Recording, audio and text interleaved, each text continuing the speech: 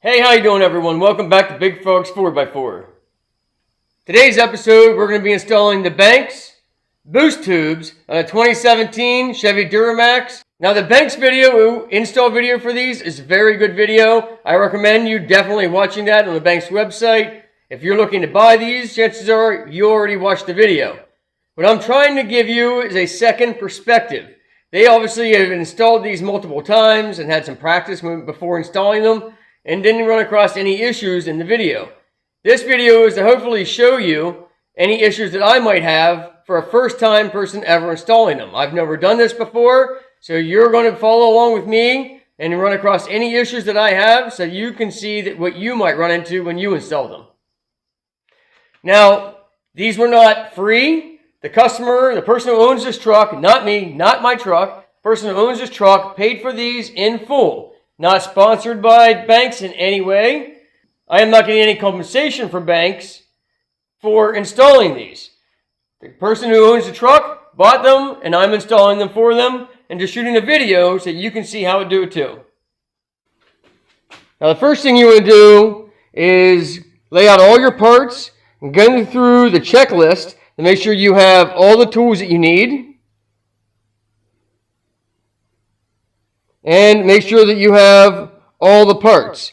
You do not want to tear your truck apart and then find out that you're missing a clamp or something like that. So go through the whole checklist before you start the job. Make sure everything is in good working condition. Make sure there's no problems with any of the materials or parts that they sent you. And make sure you have all the tools and maybe even a little extra variety of tools above and beyond what they have listed online.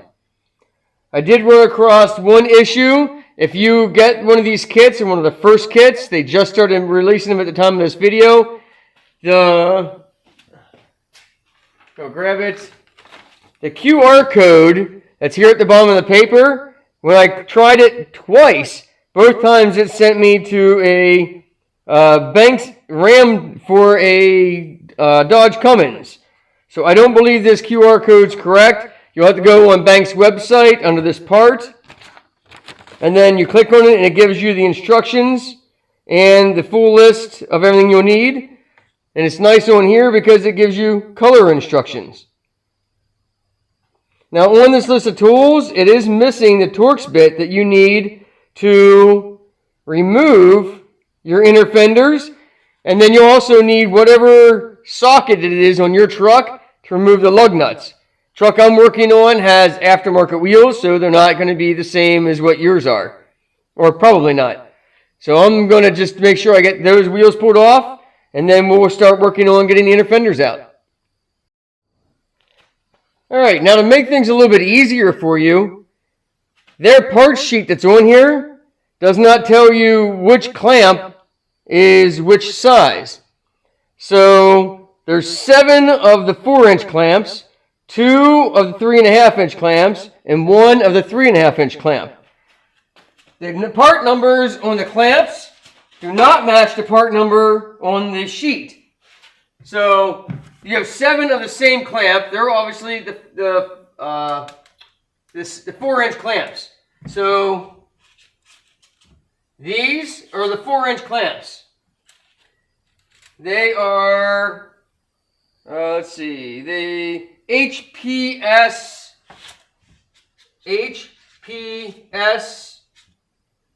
and it says 103/95. That's what's labeled on there. So that's your 4-inch clamps.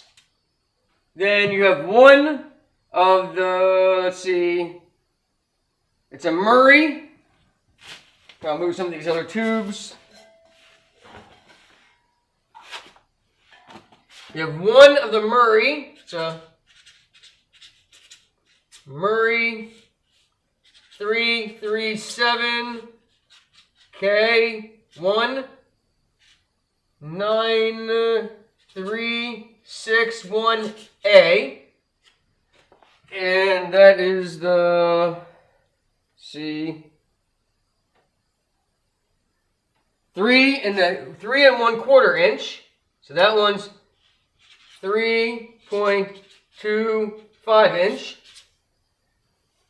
And then That's why it's good to lay your parts out.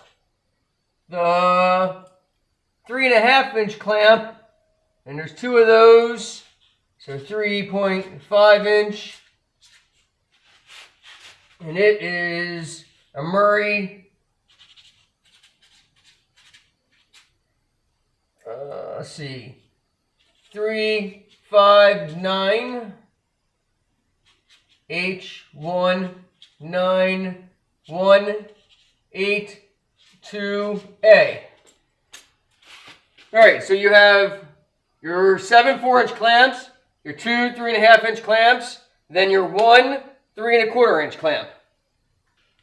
Alright, now you have 3 of your hoses. They call them hoses. Silicone. These 3 are labeled. You have 2 of the 94 293s. You have one 94 333. But these 2 are not labeled. There's no label on there other than it says Banks. No part number. This one doesn't even say Banks on. So I read the description, and it says one of them is hose 3.125 inches grooved to 3.5 inches. This is the only one out of those 2 that has a groove. On the top here, it has a lip. So I'm assuming that is, I'd have to get a tape measure. The 3.125 grooved to 3.5. And then this one would be the hose that's, let's see, 3.5 to 3. Obviously, this is smaller, 3 inches. This one's a little bit bigger, so I think those are the correct part numbers. So the one with the groove is 94312. The Banks instructions start out by saying to jack it up and pull your inner fender well. It's a little unclear as a first step. What you really need to do is jack it up, get it on jack stands that are heavy enough to support the weight of the truck. I have 2 5-ton jack stands underneath the front of this. You have to remove both your front wheels. You might not have to, but I'm telling you, just get them out of the way. It's going to be a lot easier. Remove both of your inner fenders. There are T15 screws, a lot of them on the inside. Take all those T15s out and pull out your inner fenders. You have a screw here, here, here, here, here, here, here, here, here, here, here, over here. There's quite a few.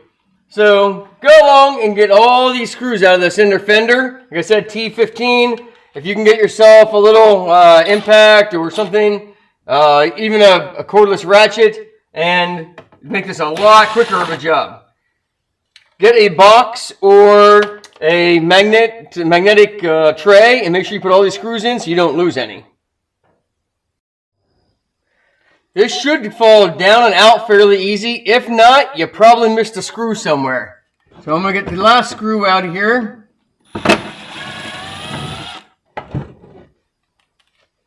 I've said in other videos, I really like to use these plastic divider trays to sort all my screws out when you disassemble something. Then if you're not sure, if you'll remember where they go, just cut a piece of paper out, right on there where that bolt is, and then put it in its own little divider. But it's just that easy to get that out. Just make sure you get all the screws out. You should not have to tug and pull to get this out.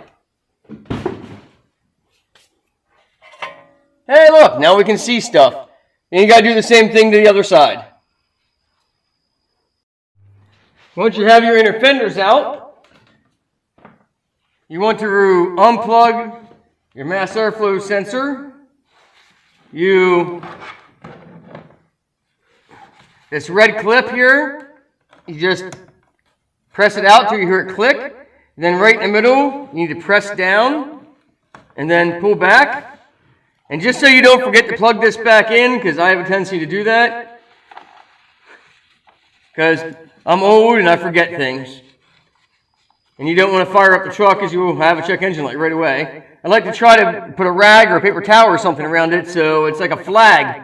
You can't forget to plug it in. It's harder to plug it in. All right, this obviously does not have the stock air intake box. So I'm going to have to remove it basically it's the Banks ram air. So it's going to be different than their instructions. If you installed it, you probably know how it comes back out. So I think it's an 8mm or flathead screwdriver.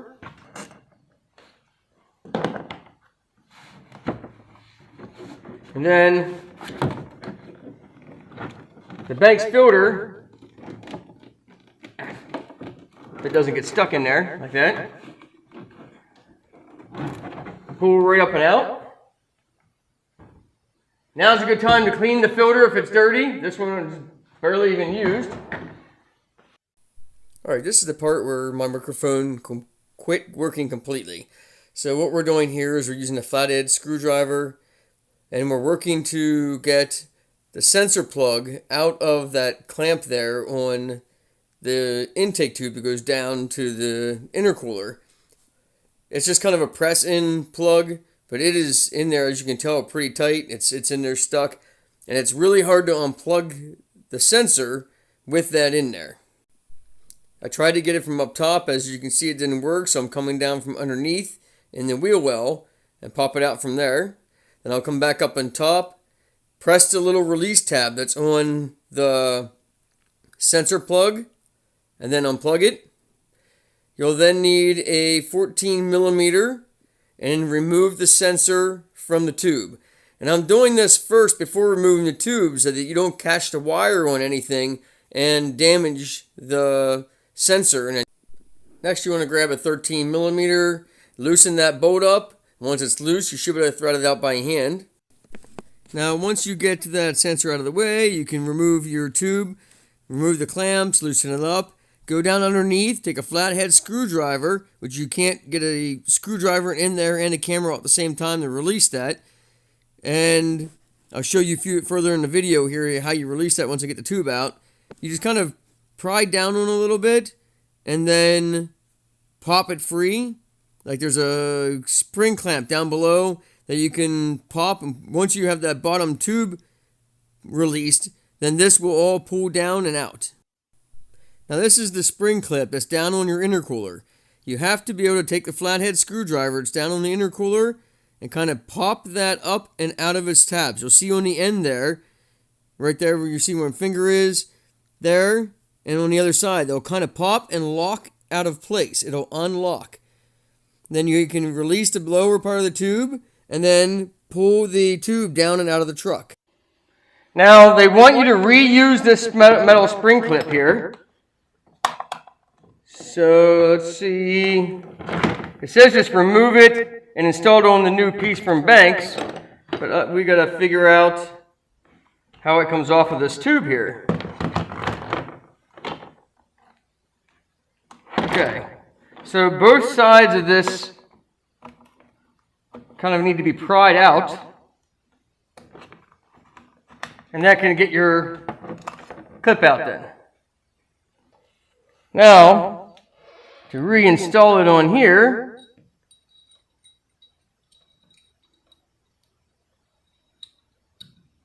looks like it just goes on there like that.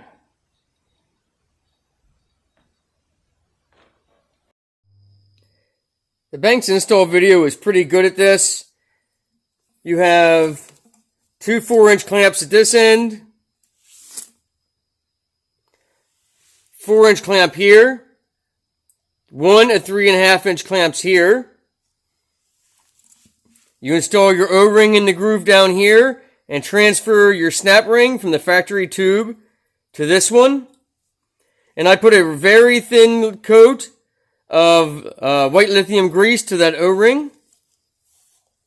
Now I'm going to reinstall this sensor once I have the tube into the truck. Now the Banks instructions also tell you to remove that bolt. I think they call it a 10mm. I think it's actually a 13mm for your fan shroud. You don't really need to do that. You have the two bolts that go in this bracket like this. Bolts down here to the engine. This one you can get out with a 10mm ratchet wrench. You put your thumb up underneath and turn it all the way out to get the top one out. The bottom one you can get out with a ratchet wrench from the side here, almost all the way out, and then you get to a point where it does hit the fan shroud mount, but then you can turn it out the few last threads with the open end side of the wrench. Do your top one first, get it out, and then get the bottom one out, and it comes out, and you don't have to take that bracket off. You want to be very careful how you install these clamps down here by the radiator.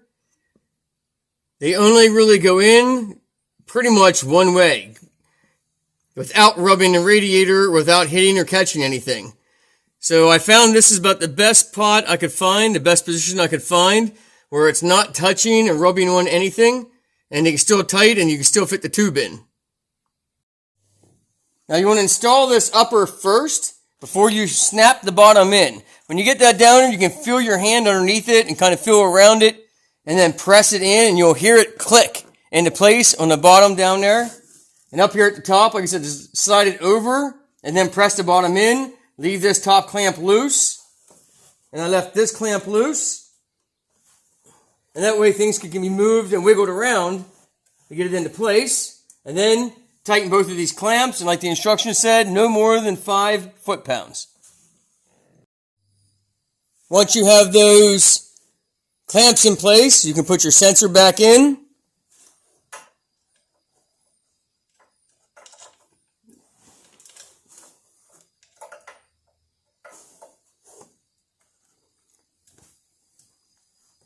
And again, it's I think it was a 14 or 15 millimeter, 14 millimeter. And this does not have to be really tight. I mean, you're not going crazy on it. It has a seal at the base of it. So you just want to kind of snug it up and that's it. And then don't forget to plug it back in. You'll hear it click. Then I'm going to take a zip tie, and I'll zip tie this to the other wire harness. It's right down here. Once you have that all back together and all tightened up, you can put your intake back on, and all your air filter and everything. Make sure you plug your sensors back in. Make sure your sensor down there is all plugged in and secure. Make sure no wires are going to rub, chafe, any of the hose is going to rub. And you're done on this side. All right, come over to the driver's side. 11 millimeter nut on this clamp. Chances are this boot's going to be stuck on here, so you may have to take a flathead screwdriver and kind of just work this clamp loose. It's going to be stuck to the boot.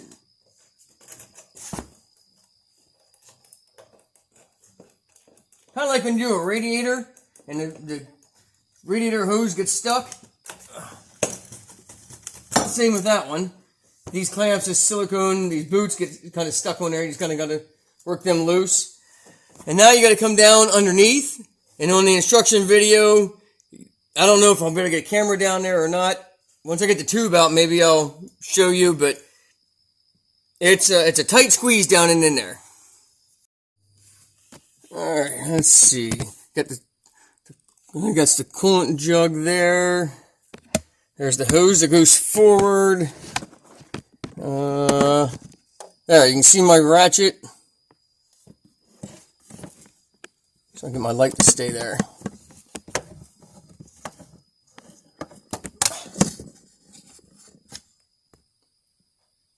There you can see my ratchet there. There's the hose. You gotta reach up through here and loosen that, and then take a screwdriver like I did on the top and kind of work around that clamp a little bit, get it to break loose, and then kind of wiggle it back and forth, and it will come out. And then you just want to fish the whole thing down out of the truck.